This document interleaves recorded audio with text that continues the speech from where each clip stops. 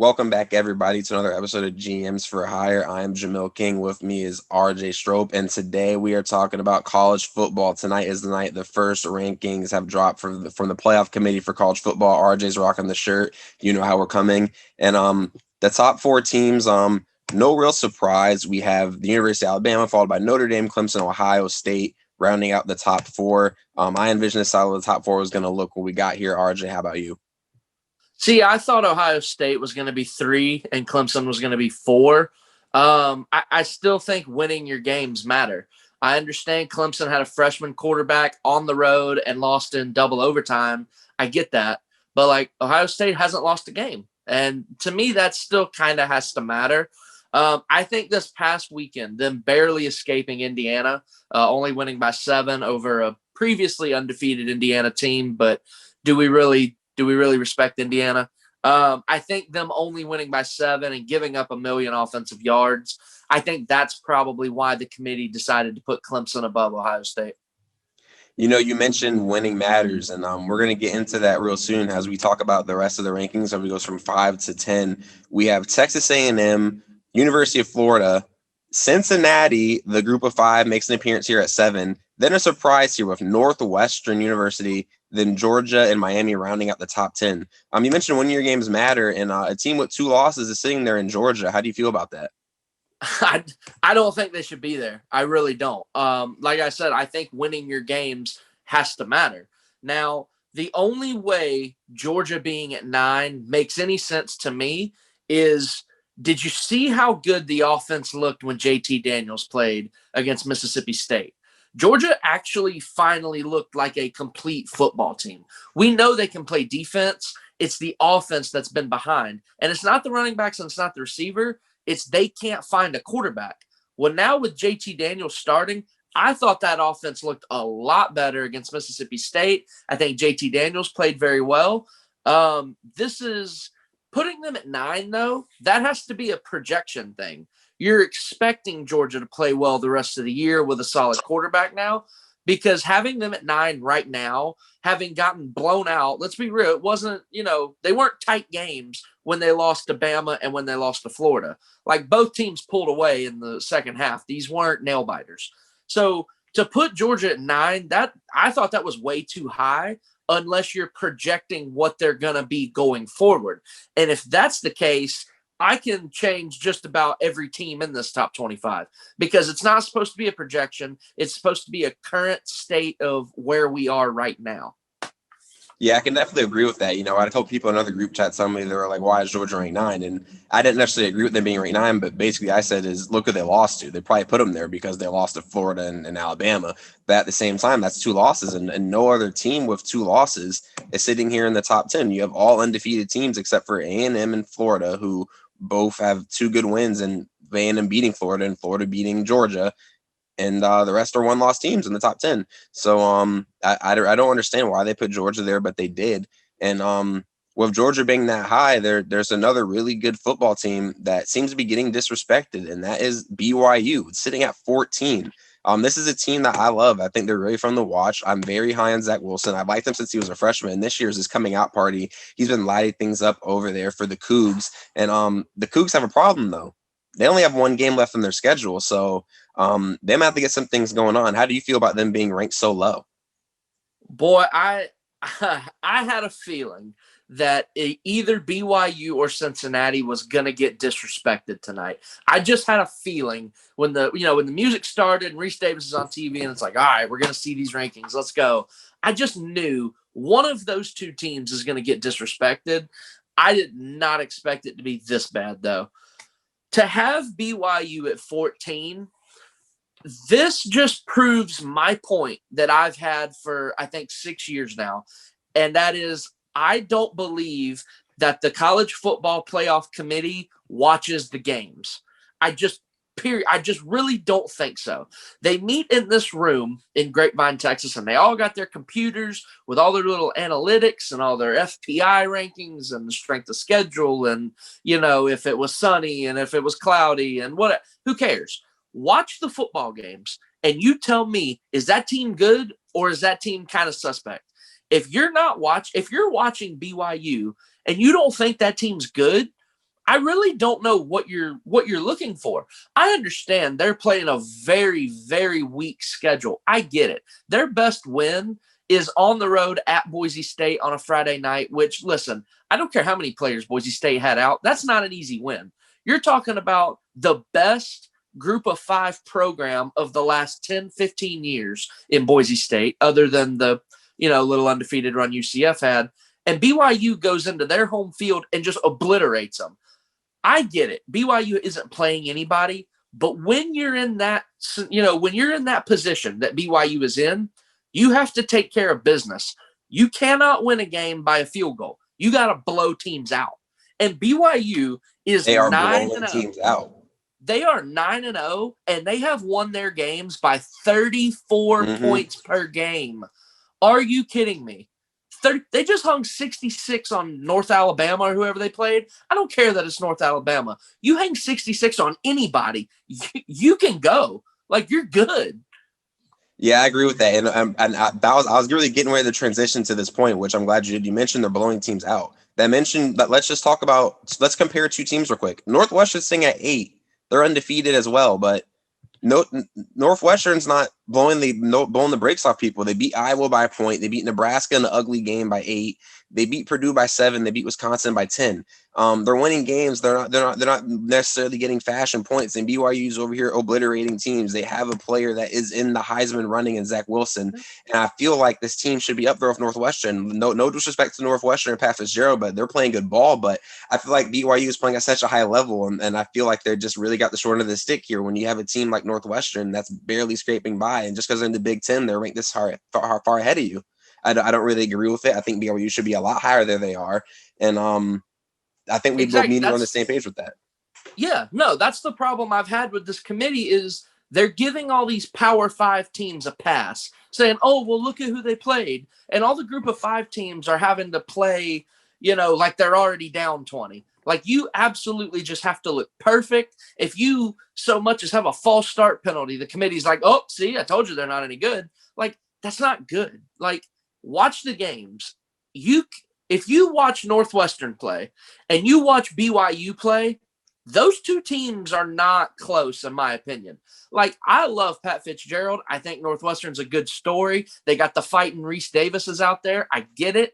But BYU is just electric. They are blowing the doors off of whoever gets on the same field as them. And to have them ranked 6 spots lower than a Northwestern team that's winning games by single digits in a Big Ten that I don't really think can score. Come on. Like, that's just disrespectful. Yeah, I definitely don't agree with that place, but I am glad that you mentioned that you thought one of BYU or Cincinnati would get disrespected, and it was BYU. Cincinnati, they're sitting at 7, and I think 7's a pretty good spot for this football team. They're obviously not going to be ranked in the top 4 right away, and I understand why they're behind A&M in Florida, because A&M beat Florida, and Florida has looked very good, and they beat Georgia. Cincinnati sitting at 7, I like that spot for them. I think this is a team that can play good ball. I'll say today, I think this is a really good football club. They showed a lot in their win against UCF. They got down early, and then they ended up controlling the game. Desmond Ridder has been playing phenomenal football as a dual threat player, and their defense can go. I like the Cincinnati team, and I like that they're ranked at 7. I don't necessarily know if I see a path to the playoffs for them, just because of some scenarios that would have to happen, which we'll talk about briefly before the end of the show. But how do you feel about Cincinnati hanging at 7? I thought that was about right. I thought they should have been right there behind the top 6. Like, I think everybody knew who the top 6 were going to be. You had the 3 SEC, 2 ACC, and Ohio State. Those were the 6. And then it was really going to get interesting from 7 to 10 who was there. And I thought Cincinnati definitely belonged there. I thought BYU should have been with them. I do agree. I don't really know of a path.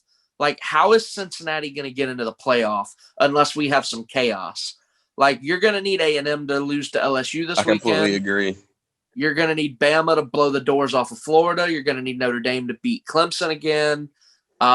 You need help big time. You're pretty much hoping to get into a 4 seed, and you hope that you have an undefeated Notre Dame, an undefeated Ohio State, undefeated Alabama, and then it's just, do you stack up better against one of the 1-loss teams, to me?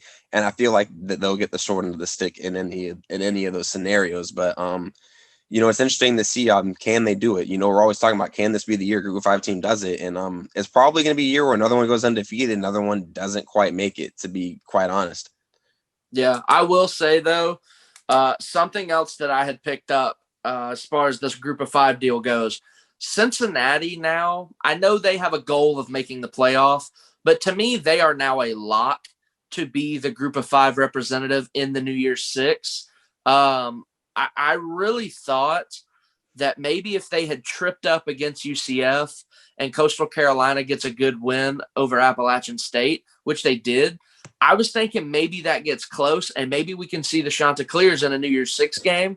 But having Cincinnati at 7 and then Coastal Carolina all the way down at 20, Cincinnati can just kind of let their foot off the gas now, and they're going to coast into the New Year's Six. I know they got bigger goals, but I just, realistically, they're probably a lock to be in the New Year's Six now. Yeah, I agree. But I don't know if you've watched a lot of Coastal Carolina, but their quarterback, Grayson McCall, he can play ball. He can go. He is a great quarterback. He's really exciting to watch. I know me and you, we like to watch these other teams, that no one else is really watching. And he can play ball. He's a good dual threat quarterback. He's just a freshman. I think this dude has all the potential in the world to be one of the better quarterbacks in college football for the next few years. Yeah, I really hope that they can keep the coach. I know South Carolina is interested in him. Yeah, that's going to be tough when you have an upstart program like this. Hopefully they can keep the coaching staff somewhat intact, keep most of their players. This year doesn't count towards your eligibility. So everybody can come back. Even seniors can come back next year and not lose a year of eligibility. I'd like to see Coastal run it back next year with now a sophomore quarterback that, he's playing really well. I watched just about every snap of that game versus App State. Yeah, that was a good game. Instead of watching Ohio State, Indiana. I don't know. I was a lot more interested in seeing. I was sitting between both of them, and then when Indiana started coming back, I was like, "Oh man, I don't know which one to watch," because the ending of the App State Coastal game was so good, and then you had Indiana coming back making it a game. So we had some good games on Saturday. And it was awesome. Speaking of good games from late, we'll go from early to late. We'll talk about the Pac-12 here a little bit. They played their two best teams. They played at 3:30, and then they played at 10:30. The Oregon Ducks barely survived UCLA with a backup freshman quarterback, and we had the Trojans they took control of the game late with some field goals against Utah. But these are two teams to me that they're the only chance the Pac-12 has to make the playoffs, but they're just not cutting it to make the playoffs. To me, in my mind, if you're a Pac-12 team and you want to make the playoffs, not only do you have to go undefeated, you got to start beating people down, and barely beating UCLA with a backup quarterback and the only kicking field goals in the second half versus Utah, that's just not going to get the job done to make the playoffs in my mind. How do you feel? No, I 100% agree. I was saying this back when they announced that they were only going to play 6 games, or 7 if you include the championship game.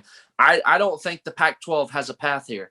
I think you would have to have a 2007 type year of chaos where everybody has 2 losses, and then you can put the undefeated Oregon or USC up there and compete with them.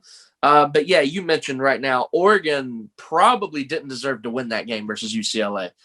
You're talking about UCLA driving at the end of the first half about to take the lead, and they throw a pick 6. It's like, okay, come on now. UCLA could have been up with the momentum. That could have been a completely different game. And then we view that whole conference completely different.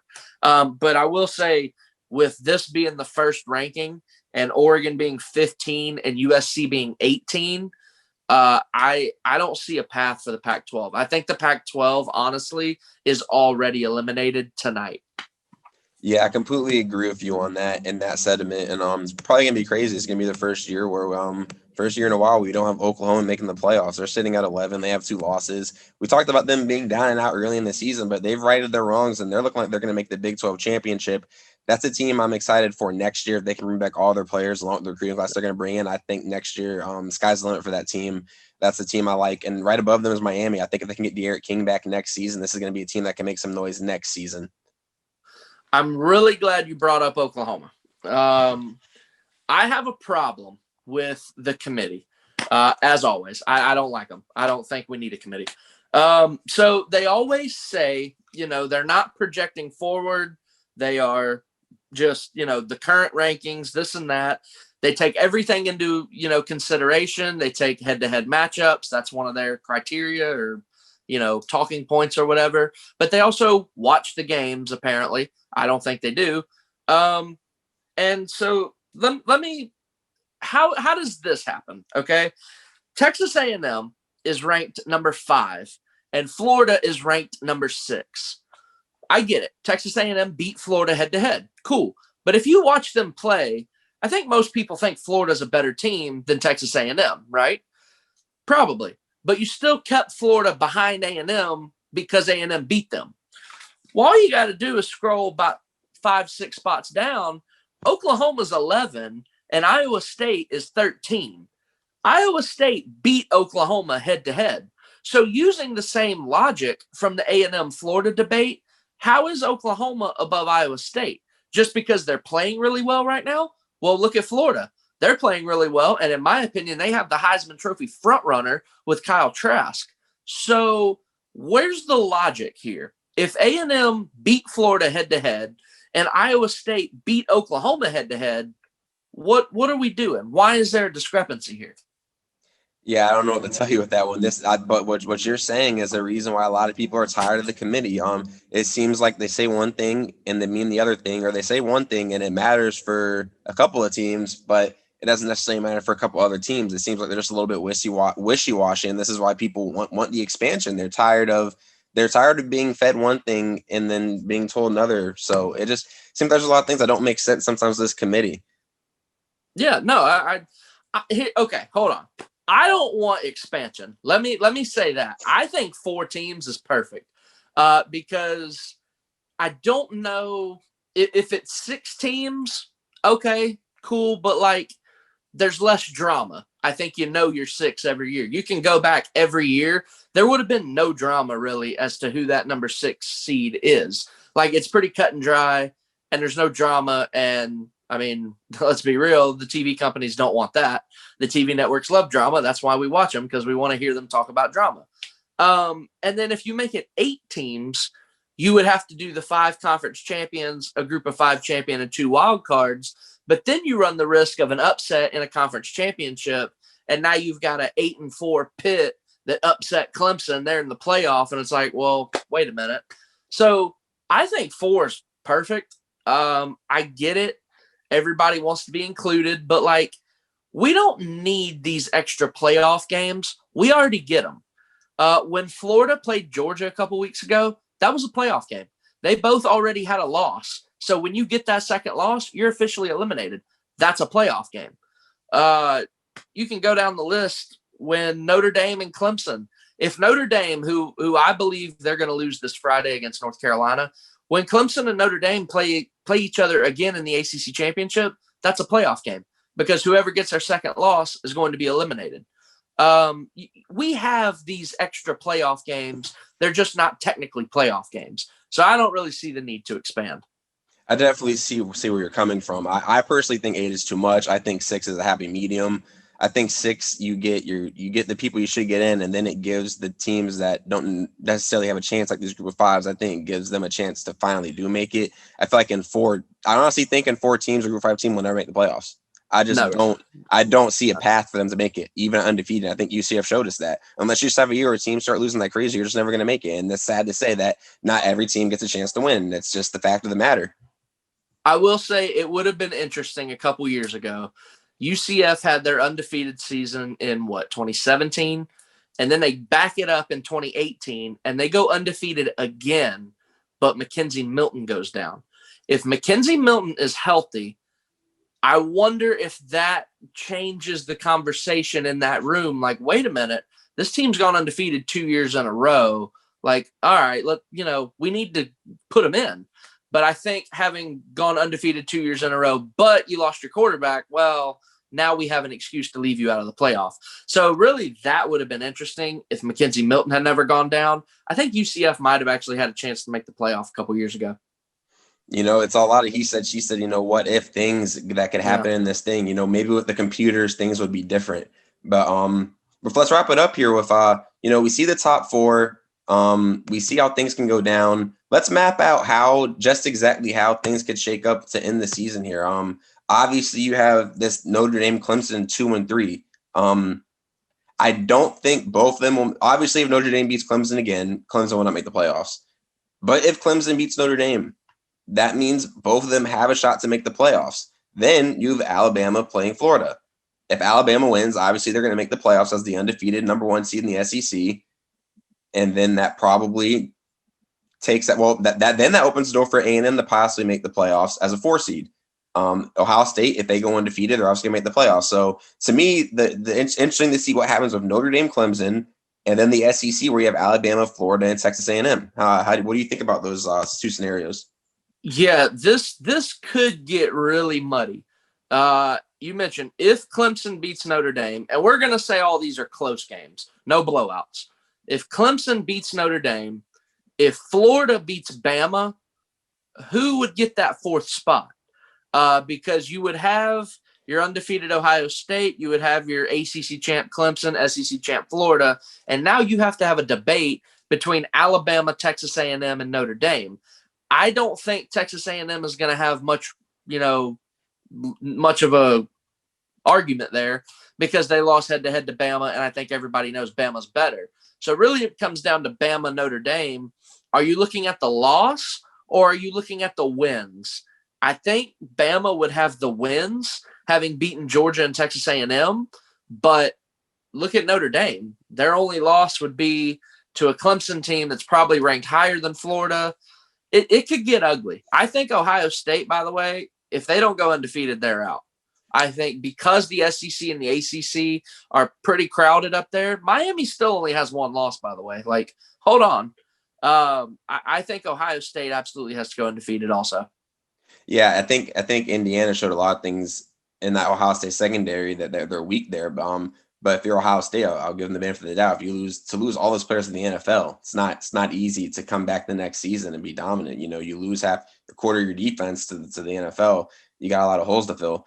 But I agree with that. They didn't look the best against Indiana, but I think we haven't seen the best version of Ohio State yet. Personally, I think they're getting ready to turn it up. But I also agree that A&M. I think A&M needs Alabama to go undefeated, and then they need help. I think A&M has a chance to sneak into that 4 seed. Obviously, they have to win out first and foremost, and they have the 4 seed. It's up for grabs, I think, just depending on how things shake out. But to me, it all starts with Notre Dame, Clemson. If Clemson goes and beats the brakes off of Notre Dame, I think Notre Dame might be screwed out of a playoff spot.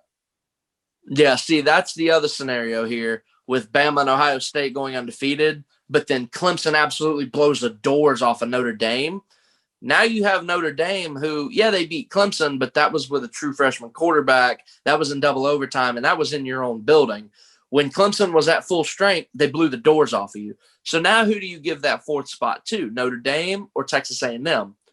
I don't know. Texas A&M got blown out by Alabama also. So yeah, we're definitely really, getting 2014 vibes where Ohio State ended up destroying Wisconsin, and they hopped TCU and Baylor and made it into the playoffs, and lo and behold, won the championship. So obviously it's still early. These were the first rankings. This is me and RJ. We're trying to just break things down for you, map things out. They can go. We have a lot more rankings to come. We have a lot more excitement to see. We have a lot more big games to come starting this weekend. RJ's Tar Heels. They're facing Notre Dame. They could really shake things up. I know RJ's loving the Sam Howell. I know RJ thinks they're going to win. Bro, that offense, you can't stop that offense. That offense is disgusting. That offense can go. Best running back tandem in the nation, I think. Howell's getting hot. It should be a good game. They have a chance to really shake things up because, like you said, if Notre Dame falls here, AC championships, win or go home for both teams at that point. Yep. Also, I was thinking about something. I'm going to have to look at the tie-breaking procedures and stuff because Notre Dame and Miami don't play each other. Mm-mm. We're just assuming Notre Dame's in the ACC championship. If they both have 1 loss, who gets in to play Clemson? I'll have to look that up. I'm not sure. I think it's probably still Notre Dame, but I think again, so Miami's too. not out of the woods. None of the Miami people I know have brought that up to me, but maybe there's an outside chance Miami can get in. I don't know off the top of my head. We'll definitely have to look into that. Yeah, I don't know either. But it's not going to matter because in a couple weeks, UNC is going to go beat Miami too. So, well, there you have it. RJ's breaking it down for you. Thinks UNC is going to finish the season undefeated, it sounds like, and find their way into some little good bowl game. And he thinks the Orange Bowl, baby. He thinks they're going to win the Orange Bowl. He thinks they're going to come back next year and run it back and go all the way probably. Hey, that year. Hey, listen, we got some seniors, and being that this year doesn't count towards your eligibility, if we can just bring a couple of those seniors back, if the juniors don't leave, and with the incoming freshman class that we're going to have next year, yeah, DJ Ukulele better watch out at Clemson because there's another team in the ACC that can go. Well, there you have it first, guys. RJ's calling the ACC championship next year again for North Carolina. But that's going to wrap it up for our first breakdown of the college football playoff rankings by the committee. We'll be back next week to break more things down. As like we said, there's some big games this weekend. I'm Jamil. That's RJ. Thank you guys for joining us again.